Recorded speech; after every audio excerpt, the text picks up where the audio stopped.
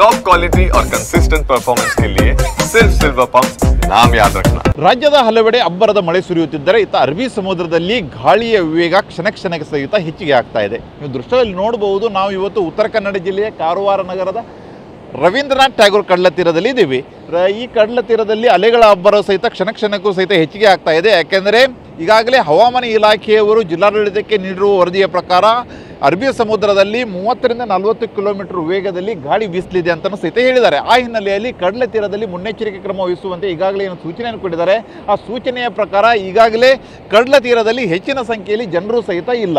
ಈ ಜನರು ಸಹಿತ ಕಡಲ ತೀರಕ್ಕೆ ಇಳಿಯದಂತೆ ಎಲ್ಲ ರೀತಿಯಾದ ಮುನ್ನೆಚ್ಚರಿಕೆ ಕ್ರಮಗಳನ್ನ ಈಗಾಗಲೇ ಜಿಲ್ಲಾಡಳಿತ ನೇಮಕ ಮಾಡಿರುವಂಥ ಗಾರ್ಡ್ಗಳು, ಲೈಫ್ ಗಾರ್ಡ್ಗಳು ತೆಗೆದುಕೊಳ್ತಾ ಇದ್ದಾರೆ ಅಂತಲೇ ಹೇಳಬಹುದಾಗಿದೆ. ಯಾಕೆಂದರೆ ಪ್ರಮುಖವಾಗಿ ಕಡಲ ತೀರಕ್ಕೆ ಬರುವಂಥ ಪ್ರವಾಸಿಗರು ತಮ್ಮ ಹುಚ್ಚಾಟದ ಮೂಲಕ ಪ್ರಾಣ ಕಳೆದುಕೊಂಡಿರುವಂಥ ಅನೇಕ ಉದಾಹರಣೆಗಳು ಈ ಹಿಂದೆ ಸಂಭವಿಸಿರುವ ಹಿನ್ನೆಲೆಯಲ್ಲಿ ಯಾರೂ ಸಹಿತ ಹುಚ್ಚಾಟಕ್ಕೆ ಮುಂದಾಗಬಾರದು ಎನ್ನುವ ನಿಟ್ಟಿನಲ್ಲಿ ಈಗಾಗಲೇ ಕಡಲ ತೀರ ಅಂದರೆ ಉತ್ತರ ಕನ್ನಡ ಜಿಲ್ಲೆಯ ಪ್ರಮುಖ ಕಡಲ ತೀರ ಕಾರವಾರ ಆಗಿರ್ಬೋದು, ಗೋಕರ್ಣ, ಮುರುಡೇಶ್ವರ, ಎಕೋ ಬೀಚ್, ಈ ರೀತಿಯಾದಂಥ ಪ್ರಮುಖ ಕಡಲ ತೀರಗಳೇನಿದ್ದಾವೆ ಅಲ್ಲಲ್ಲಿ ಎಲ್ಲ ಕಡೆಗೂ ಸಹಿತ ಲೈಫ್ ಗಾರ್ಡ್ಗಳನ್ನು ಹಾಕಿಬಿಟ್ಟು ಅವರಿಗೆ ವಾಚ್ ಟವರ್ ಕೊಟ್ಟು ಅವರಿಗೆ ಬೇಕಾದಂಥ ಸಾಧನಗಳನ್ನು ಕೊಟ್ಟು ಎಲ್ಲ ರೀತಿಯಾದಂಥ ಪ್ರವಾಸಿಗರನ್ನು ರಕ್ಷಣೆ ಮಾಡುವುದಕ್ಕೆ ಈಗಾಗಲೇ ಜಿಲ್ಲಾಡಳಿತ ಪ್ಲ್ಯಾನ್ ಮಾಡಿದೆ. ಆದರೂ ಸಹಿತ ಕೆಲವರು ತಮ್ಮ ಹುಚ್ಚಾಟವನ್ನು ಮೆರಿತಾ ಇದ್ದಾರೆ. ನೀವು ದೃಶ್ಯದಲ್ಲಿ ನೋಡಬಹುದು. ಯಾಕೆಂದರೆ ಚಿಕ್ಕ ಮಕ್ಕಳನ್ನೂ ಸಹಿತ ಕಡಲ ತೀರಕ್ಕೆ ಬಿಡ್ತಾ ಇದ್ದಾರೆ. ಹೀಗಾಗಿ ಬರುವಂತಹ ಪ್ರವಾಸಿಗರ ಸಹಿತ ಜವಾಬ್ದಾರಿ ಇದೆ.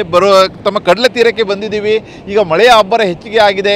ಈಗಾಗಲೇ ಉತ್ತರ ಕನ್ನಡ ಜಿಲ್ಲೆಯಲ್ಲಿ ನಾಳೆಯವರೆಗೂ ರೆಡ್ ಅಲರ್ಟ್ ಇದೆ.